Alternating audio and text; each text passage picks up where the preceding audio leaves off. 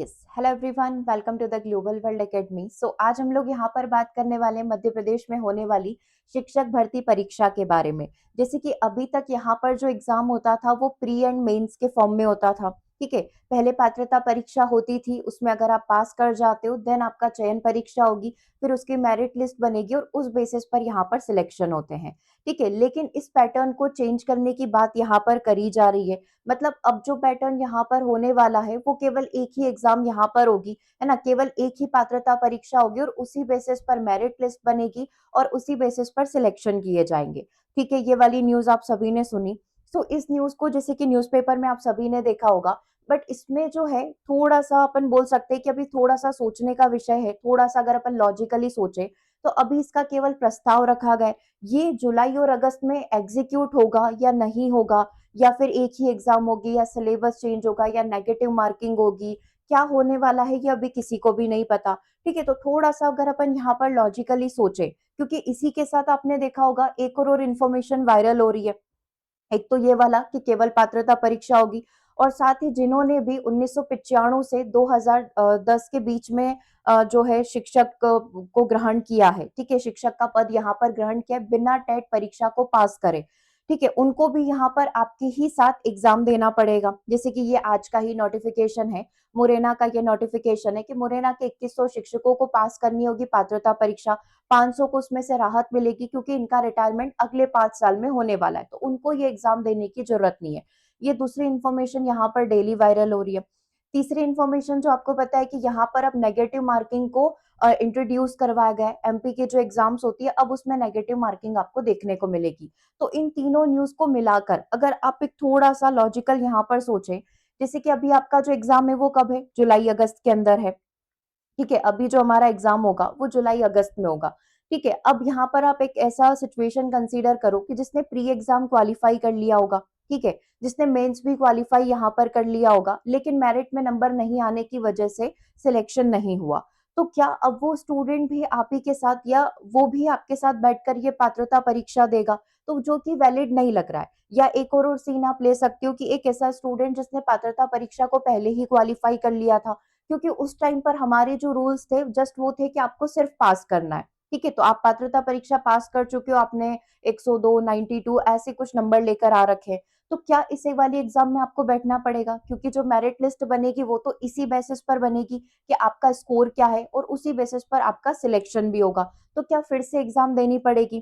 क्या एक मेंस का स्टूडेंट जो मेंस का एग्जाम देकर आ चुका है, मेंस के लिए पढ़ाई कर चुका है, एक हायर लेवल का जो सिलेबस होता है वो मेंस में यहाँ पर सेट किया गया है, और उसके बाद वापस से पात्रता परीक्षा में बैठना मतलब प्री लेवल को क्वालिफाई करना थोड़ा सा ऑड यहाँ पर लग रहा है। तो डेफिनेटली अगर ये प्री और मेंस को हटाकर एक सिंगल एग्जाम रखी जाती है, तो डेफिनेटली आपका आप कह सकते हो कि सिलेबस में मॉडिफिकेशन होंगे। ठीक है, जिसके चांसेस अभी बिल्कुल कम है, मतलब आप कह दो कि न के बराबर है। और अगर इंटरनल इंफॉर्मेशन यहाँ पर देखी जाए जो सूत्रों के हवाले से न्यूज आ रही है, क्योंकि अभी इस पर कई सारी चीजें होंगी, कई सारे रूल्स होंगे जिसमें परिवर्तन होंगे, जो ऑलरेडी 2020 एग्जाम से क्वालिफाई करके बैठे होंगे उनको किस तरीके से सिलेक्ट किया जाएगा, किस बेसिस पर उनको सिलेक्शन दिया जाएगा। तो कई सारे रूल्स रेगुलेशन में कई सारे चेंजेस आपको देखने को मिलेंगे, जो कि पॉसिबल नहीं है आपके जुलाई और अगस्त एग्जाम के अंदर आए। ठीक है, तो बताया यही जा रहा है, इंटरनल इंफॉर्मेशन तो यही आ रही है कि आपका प्री और मेंस होगा। इस बार आपका प्री और मेंस यहाँ पर देखने को मिलेगा। ठीक है, क्योंकि आपको ध्यान होगा ये जो शिक्षक 1995 से 2010 वाले हैं उन सभी को भी आपके साथ इसी एग्जाम में अपियर होना पड़ेगा, जो कि मैंडेटरी, क्योंकि उनके पास अपनी टाइमलाइन है कि उनको 2 साल के अंदर अंदर इस एग्जाम को क्वालिफाई करना है। और अगर सिलेबस चेंज होता है या कोई भी मॉडिफिकेशन होते हैं तो डेफिनेटली आपका एग्जाम कुछ महीने आगे शिफ्ट होगा, जो कि बिल्कुल मतलब न के बराबर चांसेस लेकर चल रहा है। तो अभी आपको क्या करना है, अभी आपको प्री और मेंस को मानते हुए ही, जैसा अभी तक पहले चलता आ रहा था 2 वीक पहले तक, उसी के अकॉर्डिंग आप अपनी तैयारी को कंटिन्यू रखें। ठीक है, क्योंकि इंटरनल इन्फॉर्मेशन तो यही है कि प्री और मेंस ही होगा इस बार। फिर भी कुछ भी चेंजेस हो सकता है, जैसा कि एमपीएसबी है कि कुछ भी मॉडिफिकेशन परिवर्तन यहाँ पर कर सकते हैं। बट अभी जैसे कि हम लोग कंफ्यूजिंग स्टेट में है कि हमें पढ़ना है, किस तरीके से पढ़ना है, पता चला आप पढ़ रहे हो और सिलेबस चेंज हो गया। तो आप जस्ट जैसा पहले पढ़ रहे थे, प्री के लिए पढ़ रहे थे, तो जो प्री का आपका सिलेबस है, जैसे लाइक एम्पिटेट वर्ग 3 का, कि 5 सब्जेक्ट वहां पर आते हैं, सीडीपी, हिंदी, इंग्लिश, मैथ्स, और जो भी आपका लैंग्वेज होगा संस्कृत, जो भी आपका लैंग्वेज होगा वो ईवीएस वगैरह, इन पांचों सब्जेक्ट को आप जैसे प्रिपेयर करते थे 150 नंबर में, क्योंकि आपने देखा होगा अगर एमपीटेट वर्ग 3 के सिलेबस की मैं यहाँ पर बात करूँ तो आपके 5 सब्जेक्ट हैं, ठीक है। आपका सीडीपी 30 नंबर में, इसकी आपकी रेगुलर क्लासेस चल रही है रात को 9 बजे, आप उसे ज्वाइन कर सकते हो। ईवीएस आपका 30 नंबर में है, इसके दिन में 2 बजे क्लासेस चल रही है, आप उसे ज्वाइन कर सकते हो। इसके अलावा आपका मैथ्स है, ठीक है, वो भी आपका 30 नंबर में आएगा। उसके बाद इंग्लिश, संस्कृत और हिंदी, इन तीनों में से 2 आपके लैंग्वेज 1 एंड लैंग्वेज 2 यहाँ पर हो जाएंगे, है ना? वो आपका 30 प्लस 30 नंबर में, मतलब टोटल 150 नंबर का पेपर है।